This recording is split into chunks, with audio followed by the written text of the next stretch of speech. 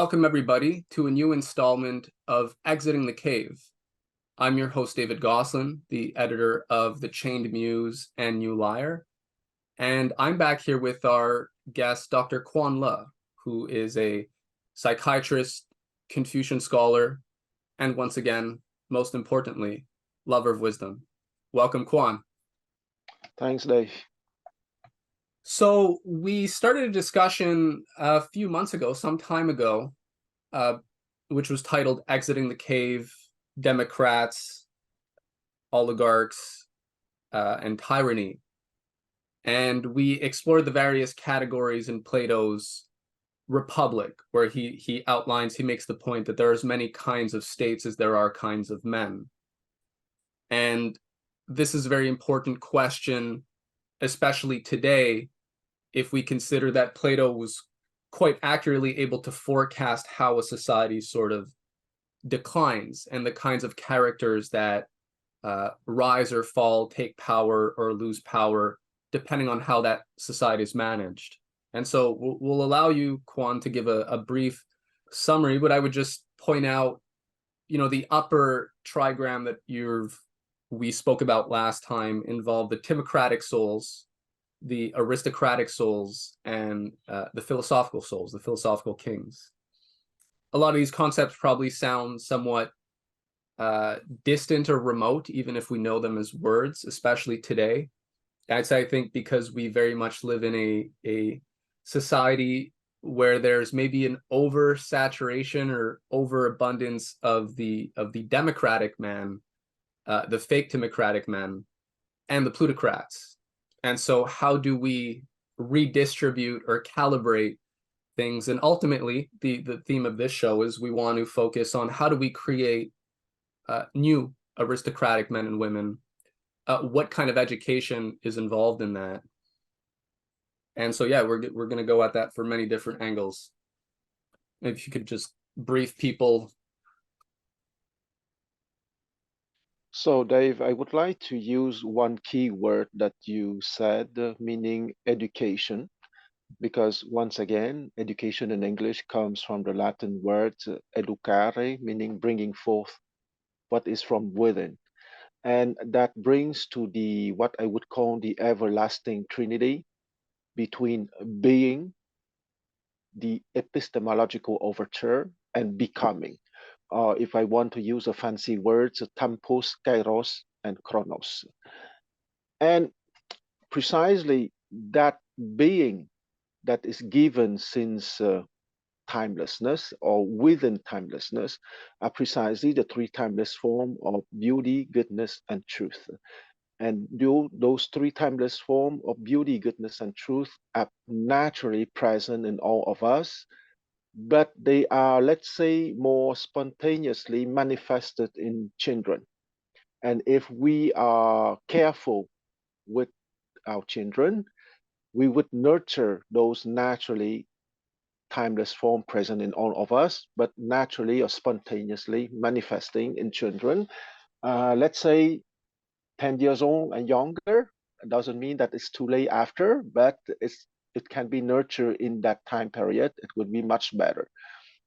Because what is in the middle of that famous Trinity or everlasting Trinity of Tempus, Kairos, and Chronos is precisely the epistemological overture, or if I may use a trick to remember it easily, being B, epistemological overture O, and becoming another B. Okay, so rather than trying to remember the fancy words Tempus, Kairos, and Chronos, just think to Bob, B-O-B, being, epistemological overture, and becoming. Okay, so because I truly want people to keep those words in their mind, because that is the foundation of a healthy society.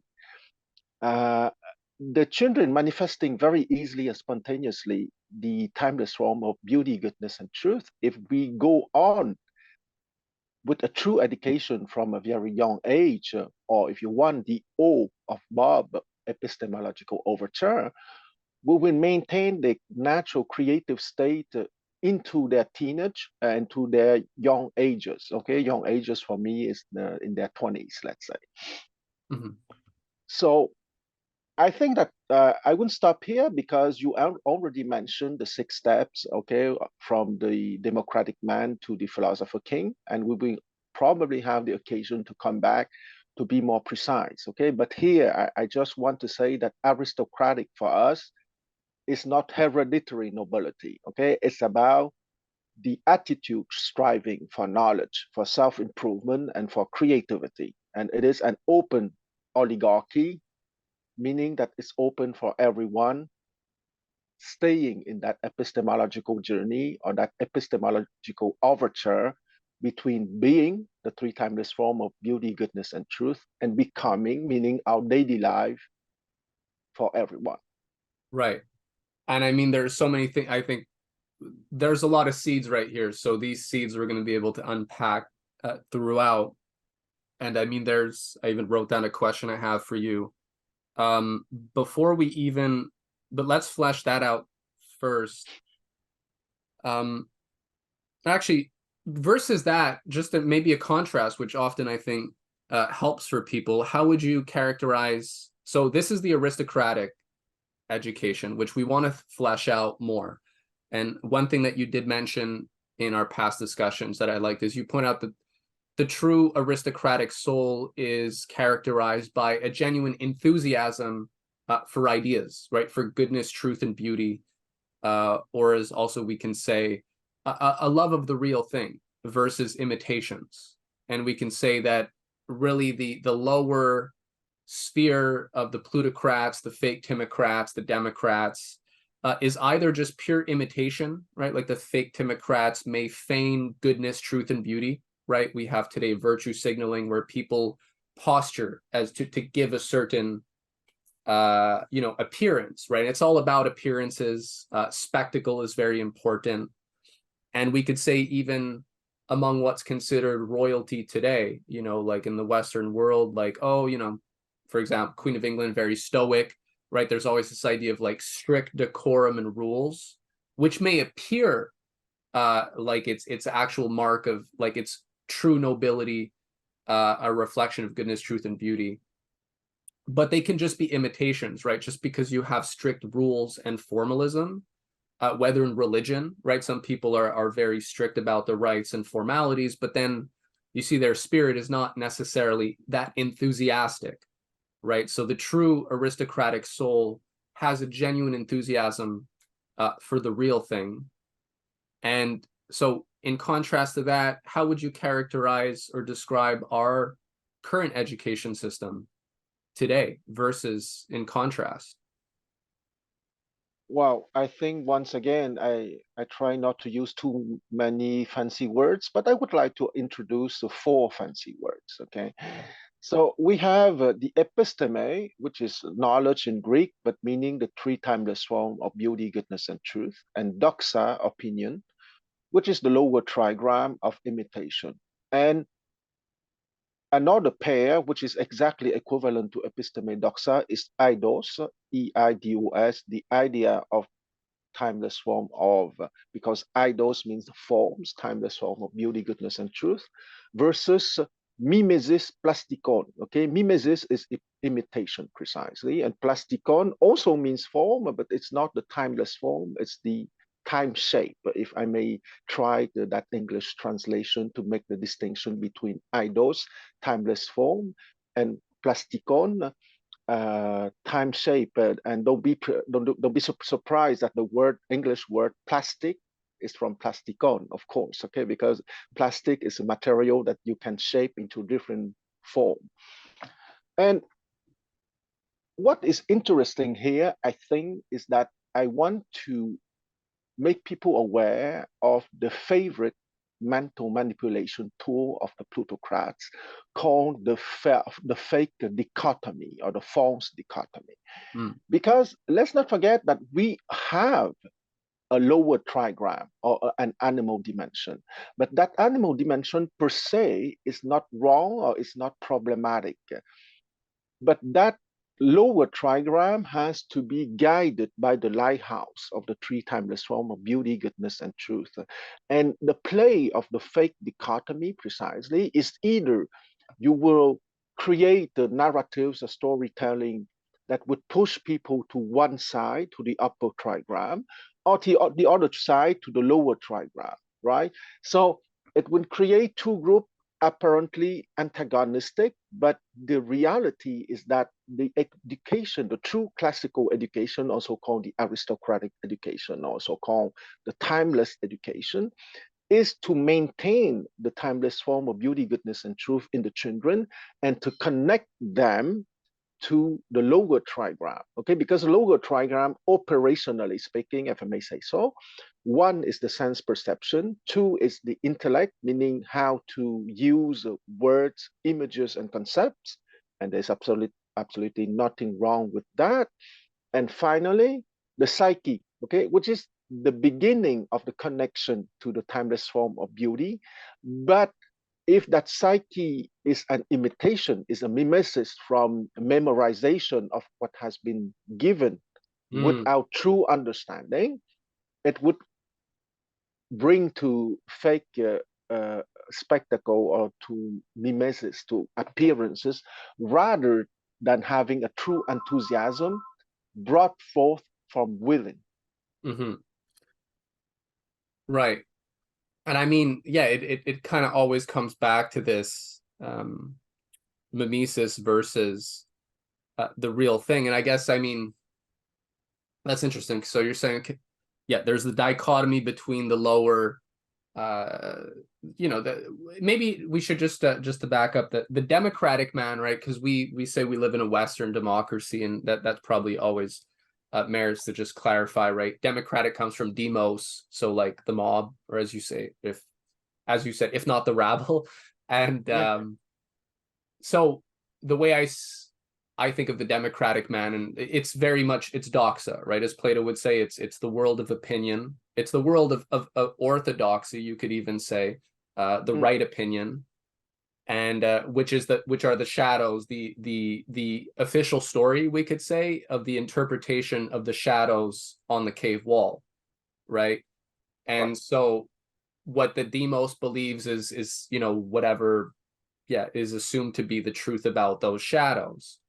And I mean, the parable of the cave um, is so profound. It's such a rich metaphor, right? And I think it speaks to the fact that Plato really was a poet in the true sense of the word.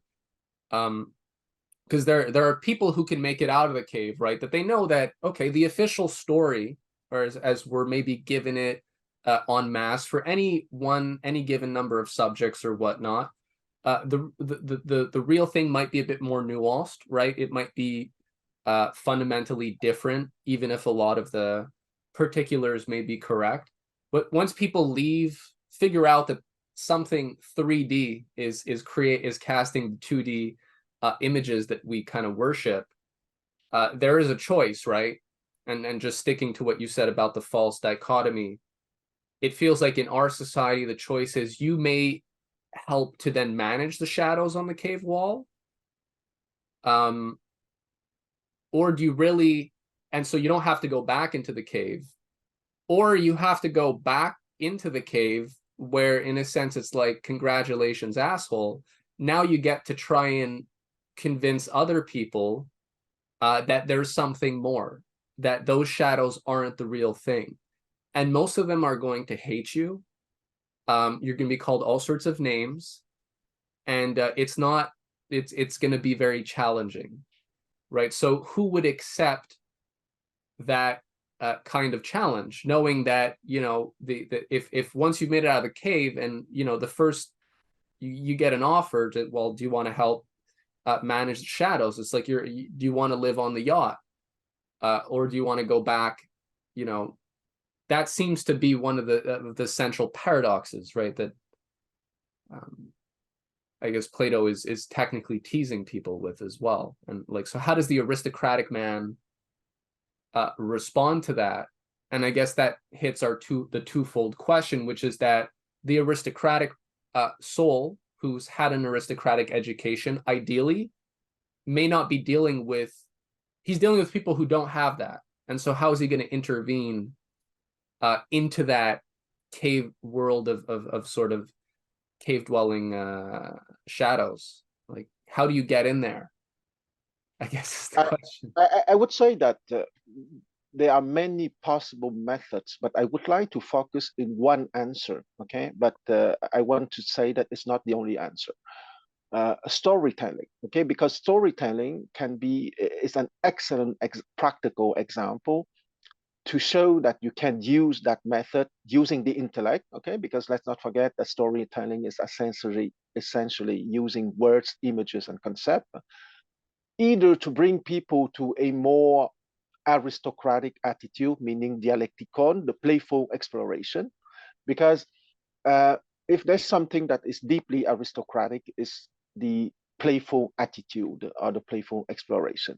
And once again, I go back to the fundamental dichotomy, and this one is not a fake one; it's a true one. Okay. It is the mindset of a person rather anchored in imitation, meaning looking for approval because you have to imitate a certain kind of behavior, a certain kind of opinions of orthodox opinions, precisely the right opinion as defined by the plutocrats of the ruling class, and seeking approval. That is mimesis. Or because you were rightly guided, you would go into your own playful exploration.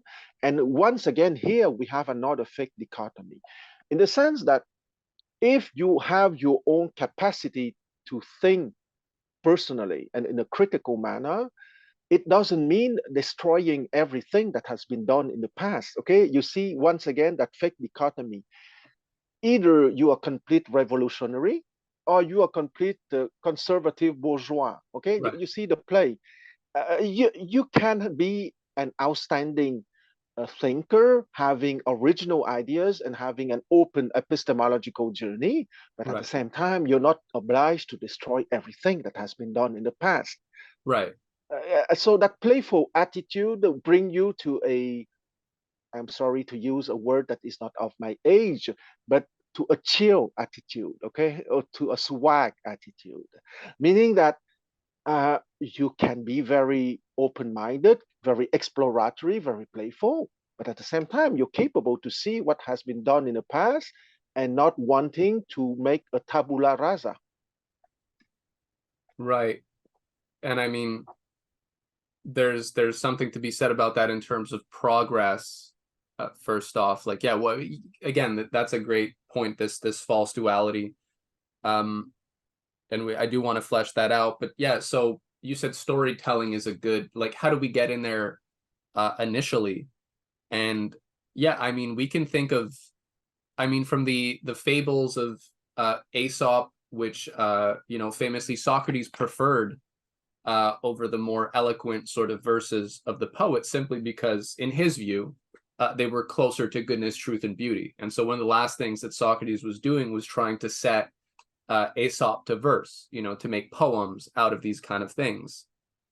And Plato as well was intervening, in a sense, on the storytellers, then one could say, um, because he was saying, yeah, who were the people creating these shadows on the wall?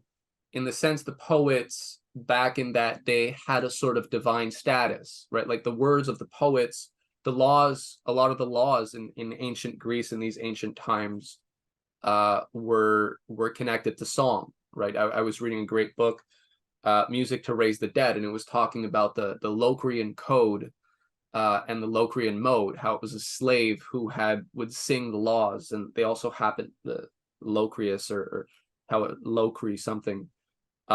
But that a lot we can think of a soul on the Constitution. It was written in a poem, and Plato talks about this in the laws as well. Like a lot of the consecrating of everything sacred that would meant to be, that should be essentially unchanging in society and serve as the foundation.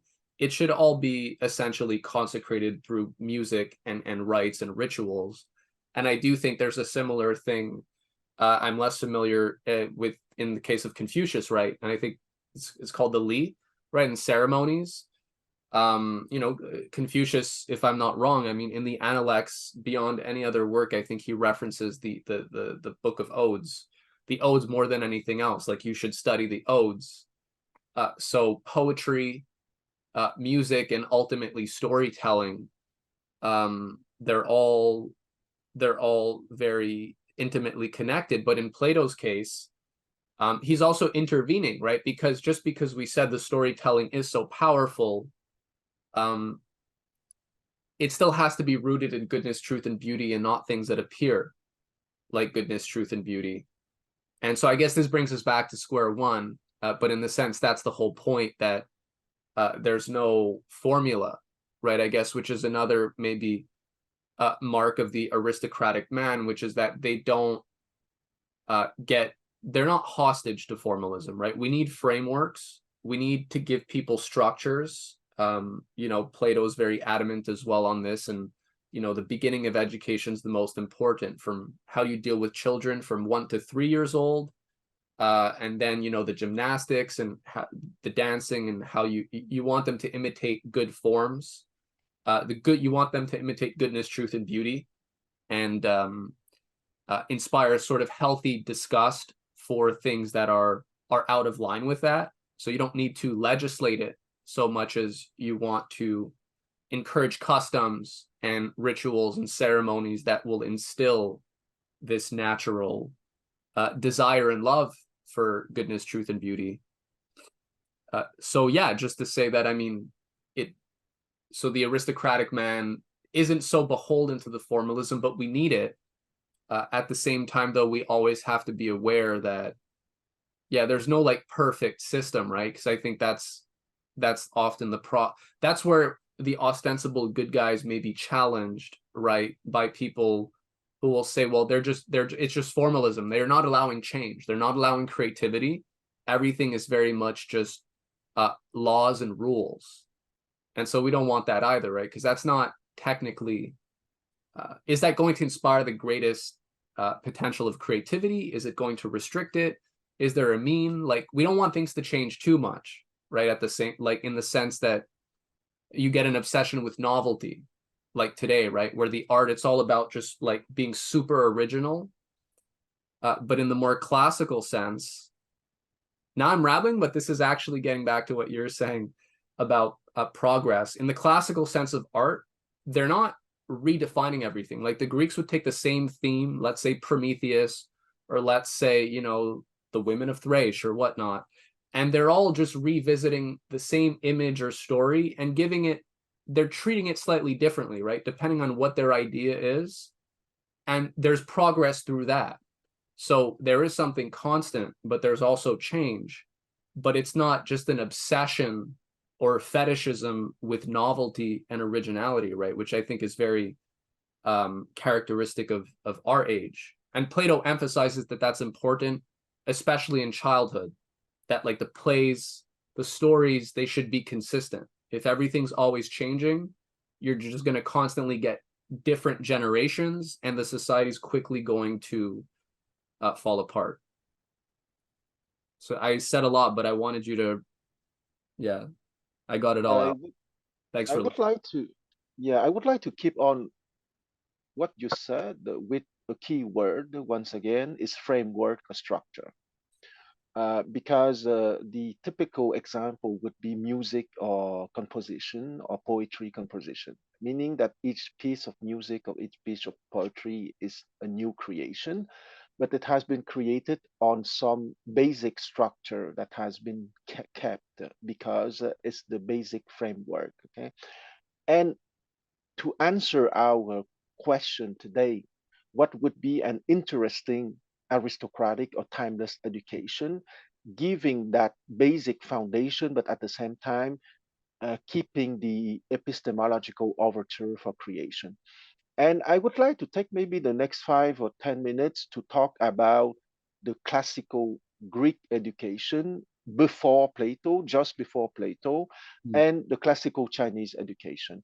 Because you know that in ancient Greece, just before Plato, the classical education is considered as a dance, an interaction between logos and musiki. Logos, of course, are the principles, and musiki, not in the close meaning of music in English, but musiki is the vast domain of the nine muses. And I would like to remind the names of the nine muses and of their specialty, so to speak. Okay, you will see that there are a lot of muses that are devoted to poetry. Okay, the first one is Calliope, and Calliope is related to epic poetry. Epic poetry, for the Greek, is the good poetry. Okay, the poetry uplifting the soul, about the heroes precisely. Right. And after that, you have Clio, the muses for universal history, because universal history, let's not forget that the main goal of universal history is justice. So it is not a surprise that it's part of classical education. After that, you have Erato, the muse of lyric and love poetry. After you have Euterpe, the muse for music. Right. After that, you have Polyhymnia, the muse for sacred poetry and religious hymns. You have Thalia, the muse for comedy. You have Terpsichore, the muse for dance. And you have Urania, the muse for astronomy and mathematics. Mm. And I think I forgot one, but it will come back. Anything, anyway, what I want to say Erato? that Errado, I mentioned the muse of love poetry and of lyric poetry. But anyway, the important is not necessarily to have the exact list, because anyone can have the exact list on the internet. But Yeah. what I want to say is that you see that you have scientific discipline like astronomy, mathematics, and to a certain extent music too. You have artistic discipline like dance, music, drama, and comedy. I know which muse I forget. Cleo. Clio I mentioned for Oh, universal history. I forget Menpomini for tragedy. right. And you have a lot of muses who are devoted to poetry too. Okay, so classical education has a lot to do with the nobility of the emotions, because let's not forget that in ancient times, um, one of the foundational distinction in an aristocratic, timeless, or classical education is the distinction between the superior emotions and the inferior emotions. Okay, uh, let's take two examples of inferior emotions: jealousy and greed, for example. Okay, and superior emotions can be given by epic poetry, because it would exalt, it would extol the lives of heroes, or love poetry, or religious sacred hymns. So you see that all that the, the, the the goal of that classical education was precisely to extol the superior emotions and to identify the inferior emotions through a catharsis. Okay, catharsis meaning a cleaning, a purification. And you know perfectly that in ancient Greece, drama and comedy were created to provoke that catharsis, identifying and purifying the lower, the inferior emotions. And the other parts of the muses are precisely to extol the superior emotions. So I would say that it's not the only definition of a classical or timeless or aristocratic education, but it's one possible definition, meaning purifying the inferior emotions and promoting the superior emotions. Mm. And in the Chinese classical education, we have the same thing, okay? Because we have reading and learning calligraphy, learning music, learning mathematics and astronomy, learning martial arts like wielding the sword, the spear, charioteering, but charioteering in the sense of a war chariot, and learning etiquette, but in the sense that you know, not only you have to learn how to win, how to be a winner, but you also have to learn how to be a loser.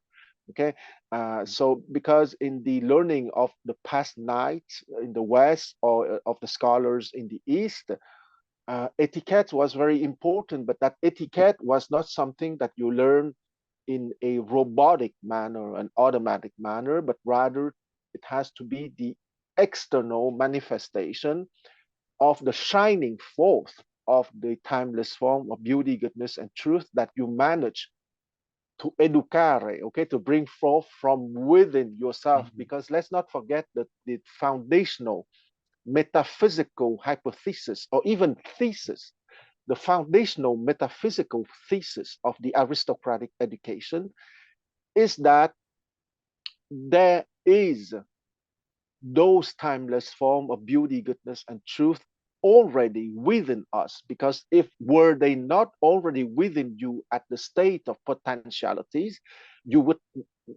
be never be capable to bring them forth. Mm, mm. Yeah. And I mean, I guess that's it. I mean, listening to what you're saying, and I'm thinking in our modern context, I would say that I think if we as a if we're having the taking the aristocratic approach, we should be able to see that potential in people, even if they themselves are not aware of it, right? And I think that's the challenge, right? Because sometimes people make it hard to, you know, there's also like in the Christian sense, there's every individual is a unique image of God, but then there's also often you'll hear people with the expression God love them, God please love them, because they seem hard to yeah, they're kind of they're a bit difficult to it's hard to see that deeper thing inside them. It's become clouded by so many things, right? And in a sense, so that deeper sacred whispering of the muses, of the divine, that's in people in different shapes and forms.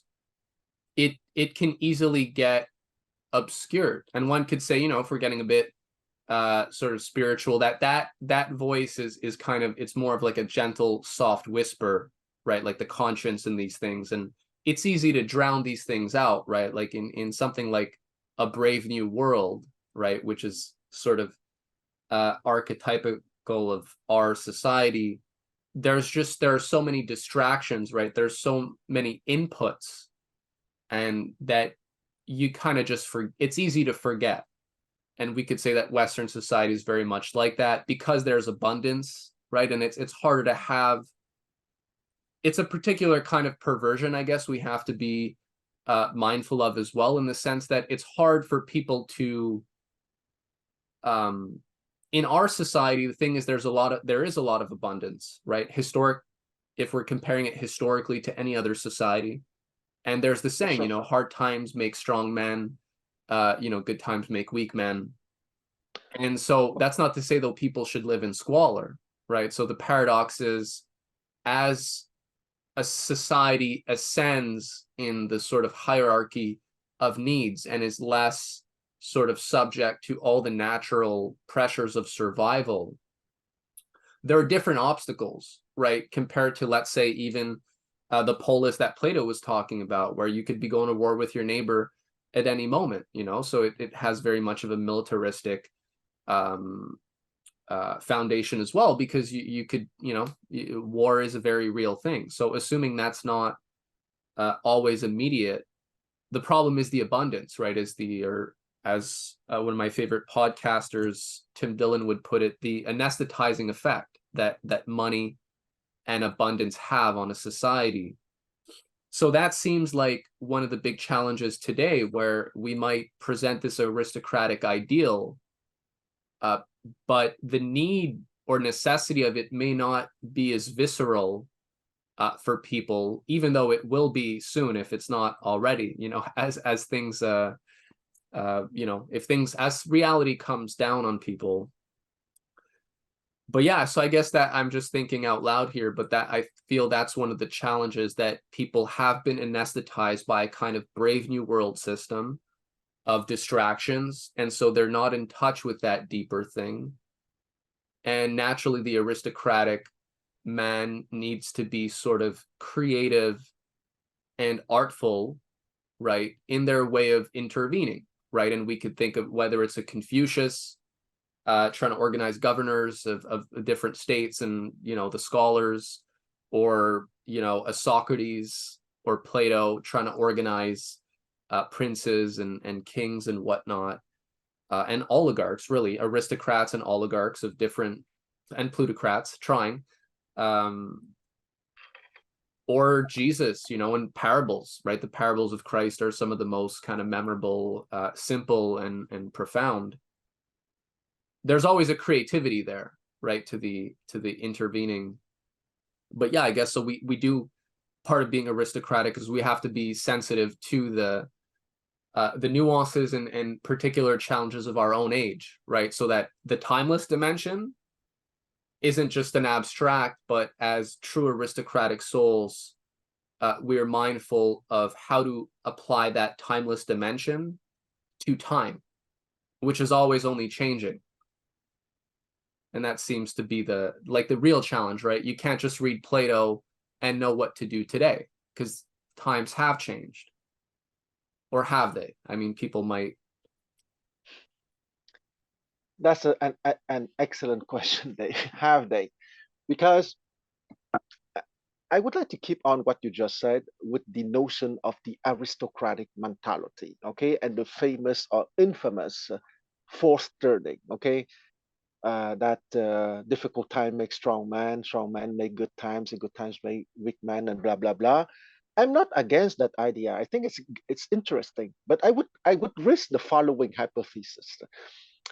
Uh, it's true in the lower trigram, but it's not promoting the aristocratic mentality. Okay, and I will try to explain what I mean.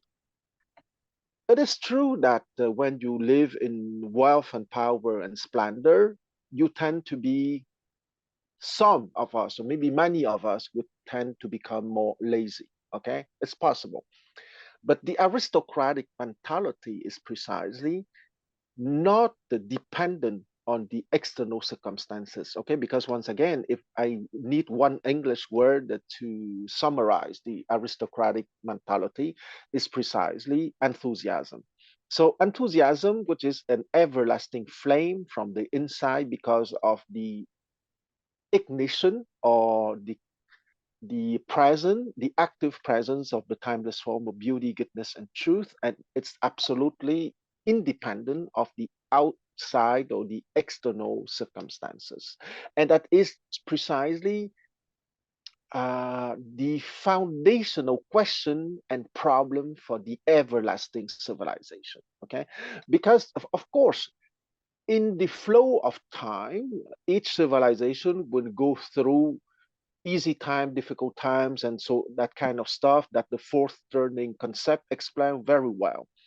But what we want is to rise above that wheel of fortune by creating a by maintaining the timeless or aristocratic education, so people would be motivated in the actions of their lives by the aristocratic mentality and not by the democratic mentality or the plutocratic mentality.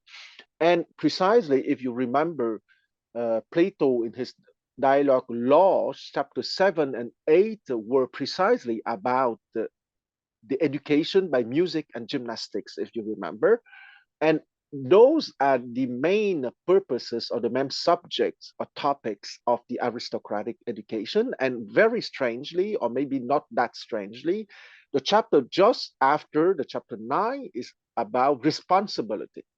Okay, so we can make a play of word with responsibility. You can divide responsibility in two parts, meaning response, ability. Okay, that's the aristocratic mentality, that you wouldn't always be able to create a response, an answer to any circumstances, because you were not enslaved by the external situation. And a wealth and power can be an external situation. A squalor can be an external situation. On the outside, they are opposite, of course. But if you don't have an aristocratic mentality, in the inside, they have the same effect. Okay, meaning that you can become too lazy because of wealth and power, and you can become too discouraged because of squalor. So it's a paradox, but two opposite on the external reality can have the same effect on the soul if that soul did not or is not anchored in the aristocratic mentality. Mm. And I would like to finish with one word by Jesus Christ from the Gospel of John that is equivalent to Bob. Bob, I remind that is being, epistemological overture, and becoming. I think that everyone know more or less the beginning of the Gospel of John. Okay, in Koine Greek, it's archaeologos, logos pros zoe, zore, zoe, zoe hoi logos. And in English, everyone will recognize it. Is at the beginning what is the verb? The verb is with God, and the verb is God. Okay, it's the other way from the gospel to say Bob. Being at the beginning is the verb. The epistemological overture or the epistemological journey, logos pros zoe, the verb is with God, and logos hoi zoe, the verb is God, meaning being at God's image within time. Okay, that is Mm. becoming. Mm. And if you want to be at God's image within time, you would have to go through the overture, the epistemological journey, to bring forth the timeless form of beauty, goodness, and truth already present in your timeless dimension of being. Because here, at the beginning, arche is not a chronological beginning. You have to understand that in the timeless reality or at the source, you have that those three timeless forms of beauty, goodness, and truth, that through the epistemological overture, you will manifest at God's image within time. Mm-hmm.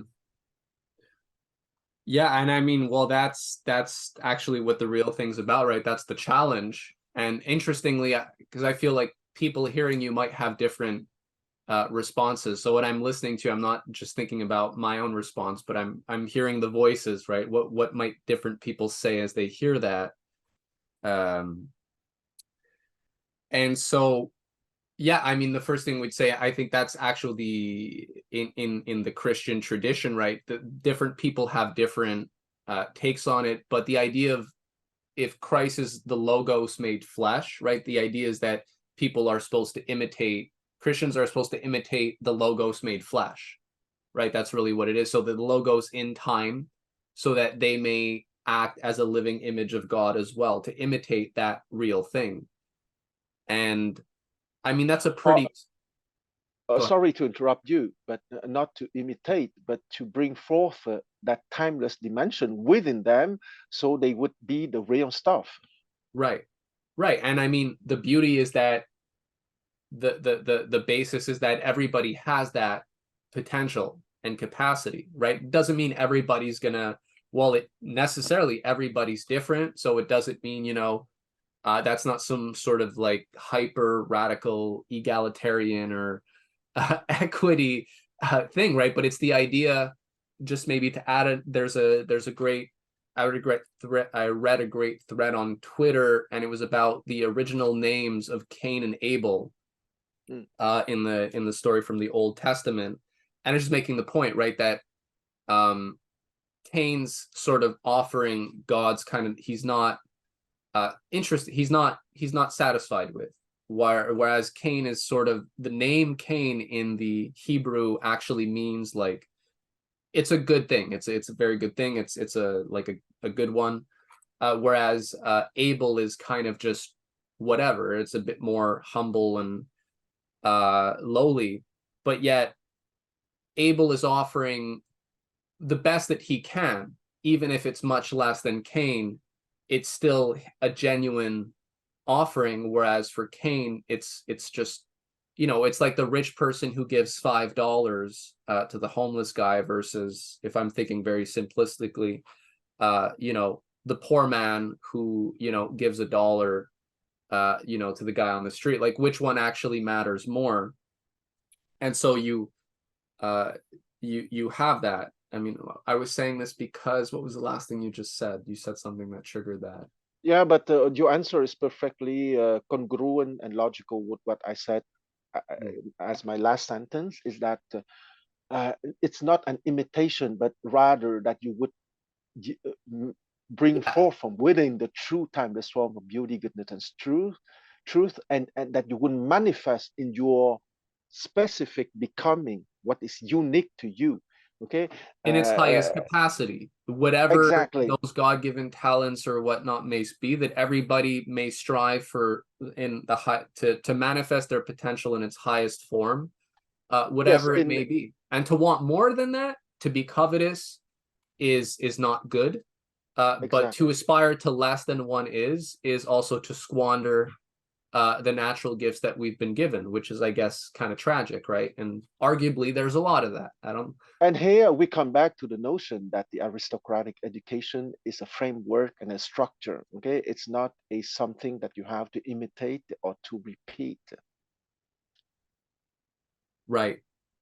And I guess, yeah, the other thought that came to mind is, it seems like, I think a lot of people who say, like, I talk to enough people, you see that people have a desire, like, or they're very disenchanted with our current society because it seems like goodness, truth, and beauty aren't that popular. Um, but then there's a demoralization where, because if we're truly aristocratic, we can get in there, right? If there's this natural sacred spark in everybody, the true aristocratic soul is always going to find a way to speak to it, right? And that's actually what we want to speak to, rather than just the doxa, right? The opinions of the ages, and sort of be concerned with imitating that and making sure that we get permission, or that we don't offend the orthodoxy, right? That we don't question what's behind any of the shadows on the wall. Um, so I feel like, yeah, some people are demoralized because they don't know how to get. They feel like people are a waste of time, or that it's already a lost cause, right? But it seems like that just speaks to the fact that they may not be fully acquainted with that deeper thing within themselves, and that unless we're acquainted with it within ourselves, it would naturally be hard to know how to speak to it in other people, right? And to help cultivate it. But it's already there, right? I think that's the point. So for some people, Yes, that's not clear. I guess I think that's, to the degree that's clear, we're gonna find ways to get in. So that's expected of the aristocratic man. And if a person is demoralized and doesn't know how, that means they still, the good news is there's still work that they can do, and it's all is not lost. Granted, one is serious about their sort of aristocratic education. I would like to give a very down to earth answer to what you propose. Okay, uh, if you compare the republic with the laws, the republic, as you understood, is more the ideal form of what is possible. Okay, Right. as you know, Plato called the city in the republic Callipolis, meaning the city of beauty, of the timeless form of beauty. And let's not forget that the timeless form of beauty, it's a lot of things. It's the domain of the nine muses that we just mentioned maybe 10 minutes ago. But let's not forget that one of the nine muses is named Clio, and Clio is the muse of universal history. And universal history, the endeavor of universal history, is justice. And what is the subject or the topic of the Republic? The question, what is justice? Mm. So I would say that the Republic, would I call the Republic, is the Platonic dialogue devoted to Clio, to the muse of universal history, because the main subject is the the broad, the framework, the structure answer to the question, what is justice?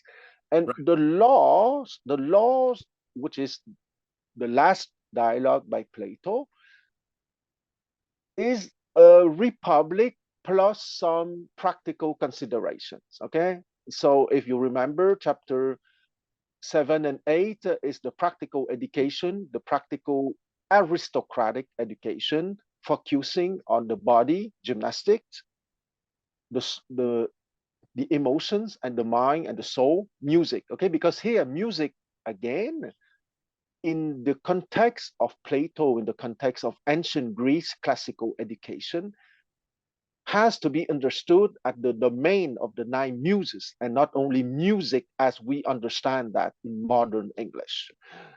So the practical reality is that that ancient classical education from Greece stress the body and music. Why do I repeat that a second time? It's because the foundational obstacle for most people are the inferior emotions. Okay, I named two inferior emotions 10 minutes ago, greed and jealousy. But when you are speaking of people who are discouraged, who feel completely downtrodden, who feel that there is no future, for example, well, that's our inferior emotions. Uh, and I'm not here to bash people, but I want them to be aware that those inferior emotions are preventing them to make the next step toward catharsis. And that's why it's so important to be acquainted, to read, to go, to watch, to discuss classical poetry and classical drama. Because in classical poetry, in classical literature, in classical drama, you have the perfect tool to destroy the inferior emotions through catharsis, okay, which is also a Greek word, Catharsis, purification of the inferior emotions. Right. Yeah, and I mean that's yeah, and I think funnily, I run a journal of arts and letters, and I mean, well, a lot of what we're getting at the arts and culture question as such, which yeah, Plato in book 7 and 8, yeah, he talks a lot about that as well in book 2. But yeah, the importance of stories, especially for young people. I remember hearing somewhere, I don't know who said it, but it resonated with me. It's the quote was something like, if you want your children to have knowledge, read them books.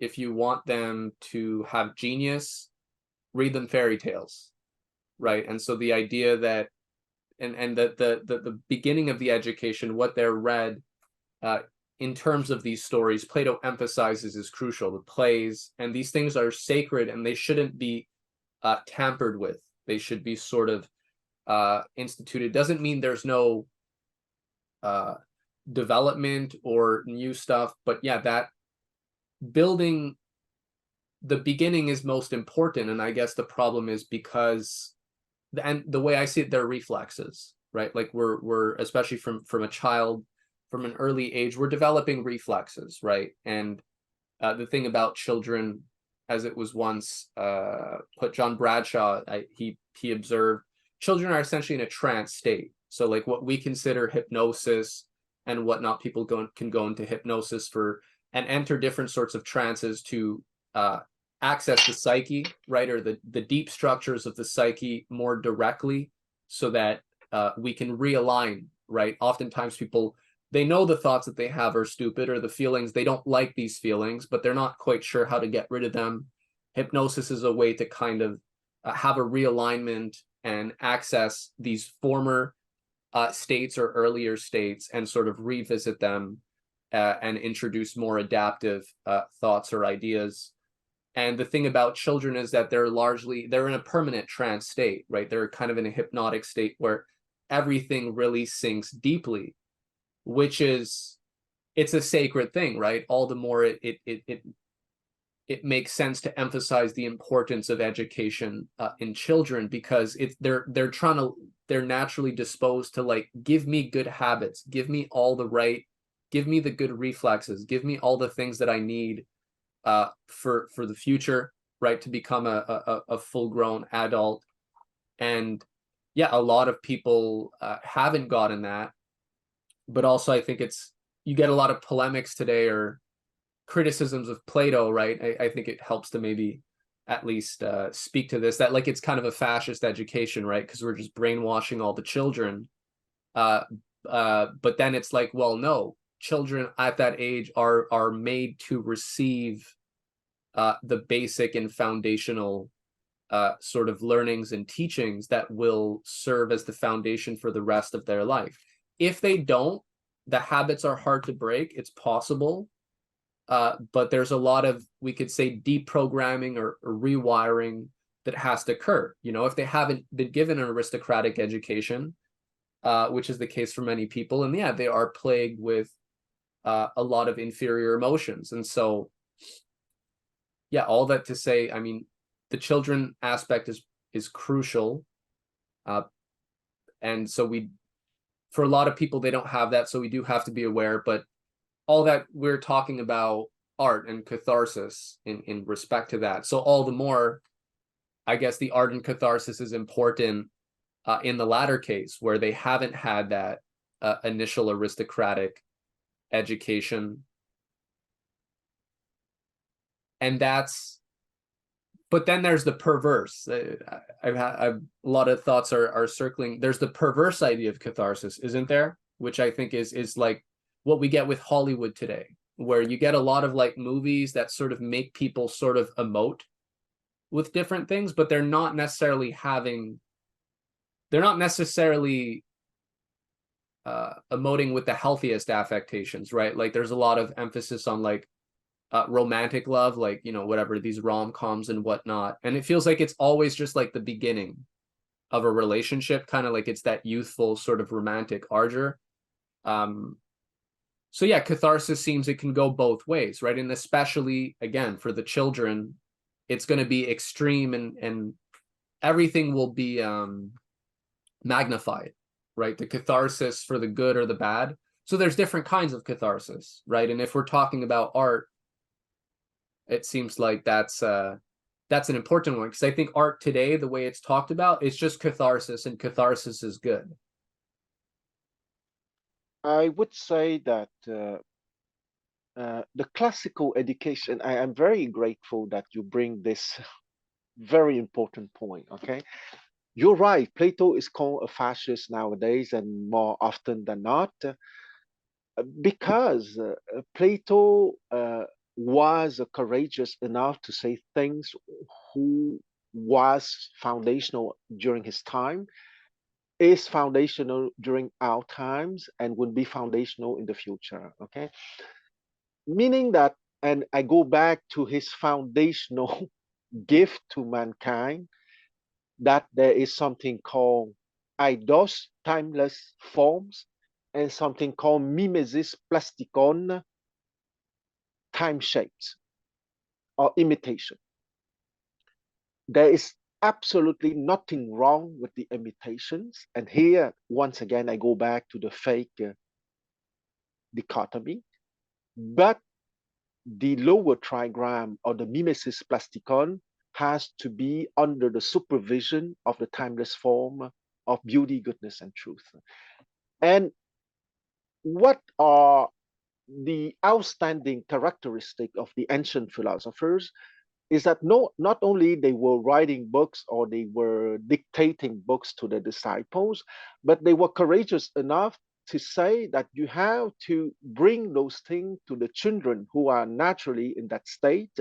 And if you make them live existentially the timeless form of beauty, goodness, and truth in a quasi continuous state from 0 to, let's say, 10 or 12, maybe they will not achieve perfectly their lives, but they will always have, they will always be in the right place, meaning the timeless reality, commanding the time dimension and not the reverse. And I did not forget your comment about the Hollywoodian so-called catharsis, okay? Because that's not a catharsis, it's a conditioning, meaning that it will, even it can be very subtle sometimes, it's not so obvious sometimes, it will always feed the inferior emotions of greed, of envy, of jealousy, of unhealthy anger. And it is, for someone having a classical education, it is immediately obvious, okay? It's a stuff will make those inferior emotions stronger in you. It's not catharsis, it's conditioning. And sometimes it can come first as something bringing hope. But what is behind that hope? Mm. Is it because you are greedy for something? Or is it because you envy something? Or Mm. is it a way to express your unhealthy anger? Mm. Those questions have to be asked.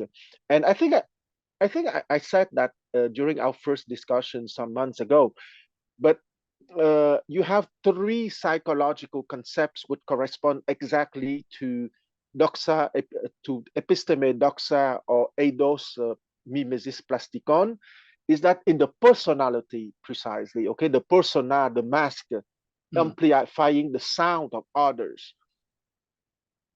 There you have the perfect mimesis or the perfect imitation because you are absorbing what others are imposing on you. Okay, Mm. you know perfectly that for true educators, they always favor reading compared to watching a movie, because when you watch a movie, you other people impose on your mind a lot of images, of concept, of words.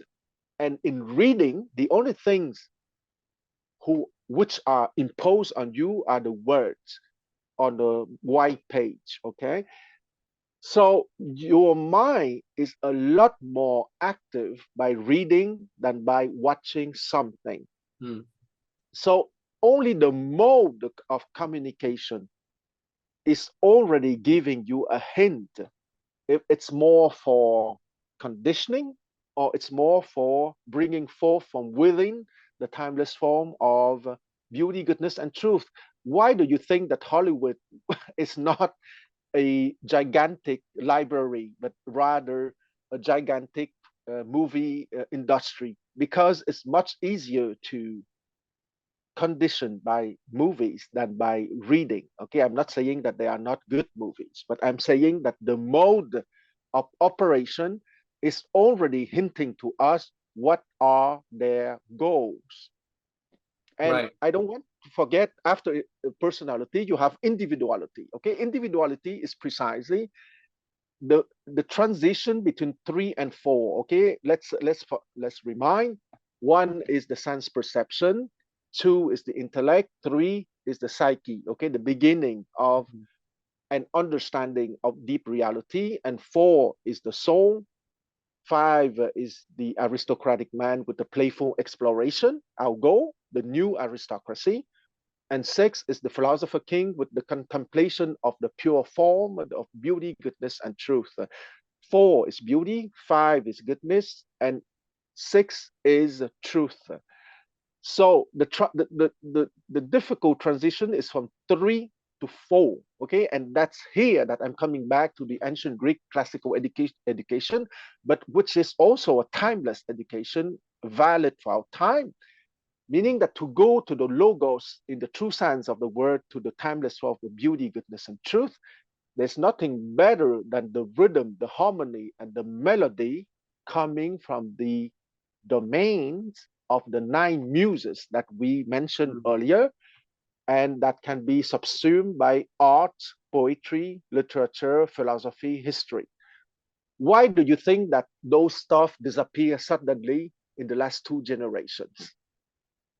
Yeah. Conspiratorially speaking.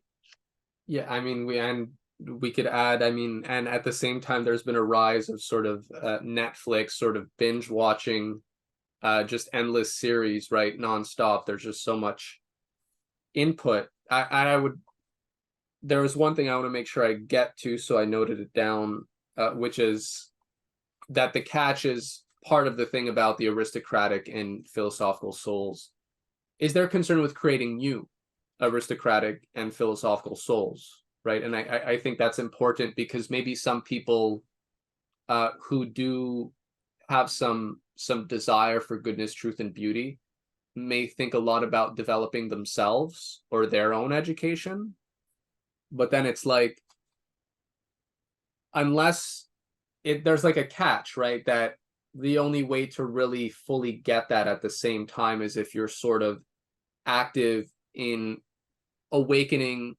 helping to awaken that thing in other people as well, right? And that's part of how we cultivate it in ourselves. In the Christian tradition, I guess we could say that's part of what charity is, right? Like the idea that one is just going to sort of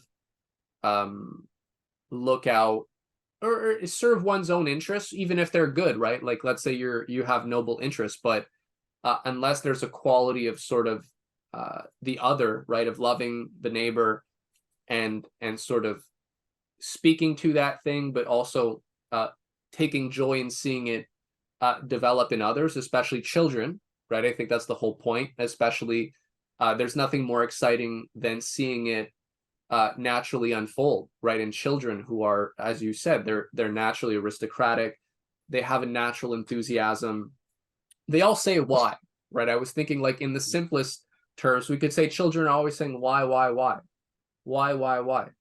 and somehow they go through the school system, and instead of asking even more profound or having the ability to now further unpack these whys that they asked since they were little, it's just kind of rote learning. It's just mimesis, right? If you can reproduce what's on the in the textbook on the exam, whether it's legal theory, whether it's business or numbers or whatnot, it's a lot of mimesis without the real thing. We could say there's still mimesis in the real thing. We still have models, we still have frameworks, but it's always anchored in the actual goodness, truth, and beauty and the love of these things, rather than trying to just manipulate symbols or appearances of these things for self-advancement. So yeah, it seems like there's no, because that's the thing. If we're going to have a new generation of aristocrats, which I think Western society and the world, we could say, is in dire need of, there has to be a sense that it's not just a personal journey or a thing, but it's that there has to be some sense of creating others as well. And that will also help hold each person to account as well, right? Like that the more you have, and everybody will kind of hold themselves to that standard. But yeah, that seems necessary, that it's not just some individual thing, but naturally the philosopher kings and aristocratic souls are very much, they get great joy out of seeing that thing unfold in others, and so they're very passionate about and being creative about how to help sort of elicit that or prompt that, right? Which is, I mean, what real Yeah. education and I would say that what would be spontaneous in the playful exploration and the playful attitude, that is the sharing. I would make that hypothesis. I would say that the aristocratic man would not even have the idea that he would want to help other people, because in his natural enthusiasm, he just wants to discuss with people. Maybe the word sharing would be a possible right choice for that kind of attitude. And he would want to have friends and people he knows capable to exchange with him in a common endeavor. I would express it like that. right. Yeah, fair enough. Yeah, because as well, yeah, because the opposite is people get too excited about trying to convince others rather than sort of, I think that the rather than just allowing or creating the situation in which people naturally get excited about pursuing the real thing themselves, right? Because I guess that's the catch with education. It's not conditioning. We can't really force goodness, truth, and beauty on someone, right? There has to be a natural Yeah, desire for it. And I guess that's where the bad guys, I mean, that's the people who don't seem to have access to the real thing, or maybe they're wanting or they're covetous, right? They see that they want it to be like someone else. They're more likely to well, yeah, so there's more imposing, and they don't, because it has to be a real love of the real thing, right? And we can't force that on people. I guess that's the paradox. So the best that's thing a we can paradox. do is that enthusiasm, and that's actually the best way to, if we're true about that, then it becomes easier for people to To for that to thing be to to be resonate in them as well. to resonate. Yeah, I like it very much because you know that enthusiasm is contagious. Okay, most of the time. So um, Very true. and compared to the immense advantage of the plutocrats of the control hegemony. What I mean by control hegemony, and the concept is not mine, is from a guy named Antonio Gramsci, is that the ruling class has the privilege of defining what is real and what is unreal. Okay, and you have to distinguish intellectually three stuff: the truth, which is your being, okay, which is that I call the real inner grounded timeless pure awareness. That's being, and that's truth. And you have facts, okay, meaning things that you can measure, that you can observe. Okay, the distance from Earth to the moon is about 400,000 kilometers. I'm sure that someone can give a more precise number than mine, but that is a fact. Okay, and you have the real and the unreal. Okay, the real is what the plutocrats define as valuable within a system within which they have the control hegemony. Okay, it's called the dominant values. And the unreal is precisely the collection of things or values considered that as less important by the plutocracy. And they have that immense advantage of the control hegemony. And because of that immense advantage, the only stuff that can make people escape it is that they will catch the enthusiasm somewhere with someone from a group, etc. And it's by contagion than rather than by persuasion in my mind. Right. You know what? I feel like we could keep going, but I think that's not a bad place to end it. I think Absolutely. it's Contagion. not conditioning, but contagion Yeah, of genuine enthusiasm. absolutely. I agree. I think that's frameworks are important, but yeah, we want people to hold that. We want people to discover that enthusiasm and see what happens, right? When we get really excited. So thank you, Quan, for joining My us. pleasure. And we're going to My be pleasure. continuing this series. So thank you, everybody, for listening. And we'll be back shortly with new installments. Thank you.